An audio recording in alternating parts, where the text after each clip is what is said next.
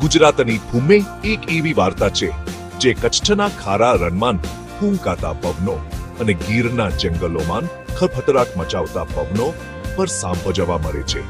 આ માત્ર રાજાઓ અને વેપારીઓની જ નહીં, પરંતુ સામાન્ય લોકોની પણ વાર્તા છે, જેમણે હજારો વર્ષોથી પોતાના હાથે આત્માનું નિર્માણ કર્યું છે.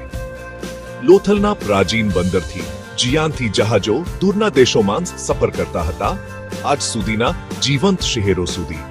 આ ભૂમિ હંમેશા સંસ્કૃતિઓ અને વિચારોનું સંગમ સ્થાન રહી છે. તેનો ઇતિહાસ એક સમૃદ્ધ વાર્તા છે, જે હેમંત, શુદ્ધતા અને અદમ્ય સાહસની ભાવનાથી બનાયેલી છે, જેને તેના લોકોને વિશ્વભરમાં જાણીતા બનાવ્યા છે. અહીંની માટીમાં મહાન વિજયો અને ગહન દુઃખોની યાદો સમાયેલી છે, જેમાં દરેક એક